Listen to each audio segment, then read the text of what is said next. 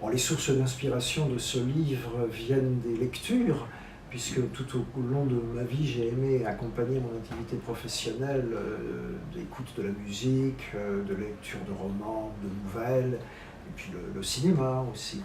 Et dans la médecine, un auteur anglais des années 1930, Archibald de Crona, avait écrit des romans qui m'ont passionné quand j'avais 13 à 14 ans. C'est l'histoire du médecin qu'il a été, romancé, et qui se va d'une ville pauvre du pays de Galles pour ensuite terminer dans un quartier riche de Londres et au passage aller dans l'administration. Et en plus, il a fait de la recherche et éventuellement de la recherche sur lui-même. Donc j'ai voulu faire médecine par le moment où il a soigné des gens, en particulier quand il était dans les régions pauvres au pays de Galles. Et puis après, je me suis rendu compte, mais bien après, que j'avais fait un parcours qui finalement recoupait le parcours d'Archibald de Crona, puisque comme lui, j'avais fait de la recherche, j'avais été dans l'administration, et puis j'avais exercé la médecine dans différents endroits. Mais Crona n'avait pas été professeur.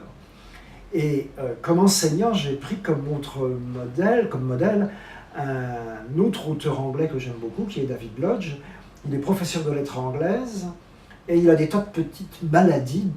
Au cours de ses romans, dans ses romans, il décrit à la fois très bien ses maladies, donc un peu c'est un modèle de malade pour moi, et surtout il décrit le milieu universitaire des lettres anglaises d'une manière absolument désopilante, avec beaucoup de recul. Il en fait lui-même partie, mais il n'est pas prisonnier du tout des travers de cette société d'enseignants. Et dans la société des enseignants anglais, j'ai retrouvé intégralement une partie des comportements de mes collègues en médecine en France, à peu près à la même époque.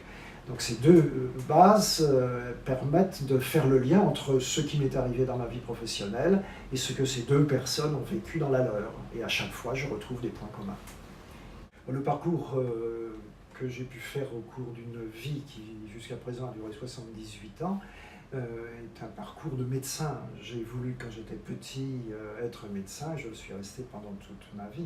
Simplement, il y a différentes manières d'être au service des gens malades, et les hasards de la vie, ce pas des choses que j'avais prévues, mais les hasards de la vie m'ont amené à voir différentes positions professionnelles. J'ai soigné des gens dans les hôpitaux publics et dans les hôpitaux privés à Paris, j'ai fait des enseignements dans différentes villes dans le monde. J'ai dirigé une industrie pour sa recherche clinique pendant quelques années. Je me suis trouvé ensuite responsable des conférences nationales de santé, puis directeur général de la santé.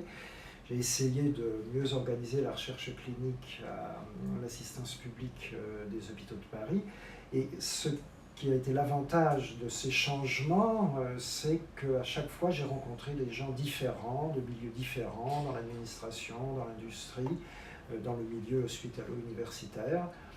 Et en voulant écrire ce livre, j'essaye de montrer qu'il y a une continuité dans l'idéal, ça j'en suis absolument sûr, et qu'en même temps, il a fallu apprendre à s'adapter.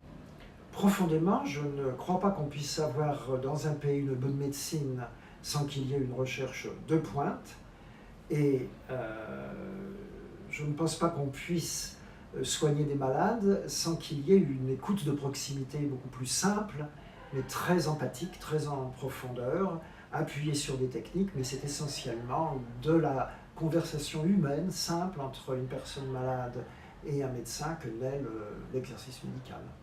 Mais les deux doivent être en équilibre.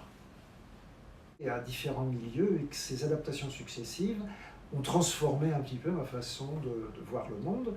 Et après avoir fait tout ça, je me suis dit, mais à quoi ça a servi?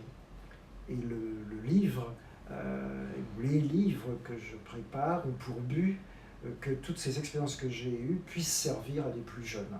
Bon, c'est sans illusion réelle, c'est-à-dire l'objectif n'est pas qu'ils fassent la même chose selon ce que je vais raconter, mais l'objectif c'est de leur donner de l'espoir, puisque à la fin, je n'ai peut-être pas fait tout ce que j'aurais aimé faire, certainement pas, mais je ne regrette rien de ce qui a été fait.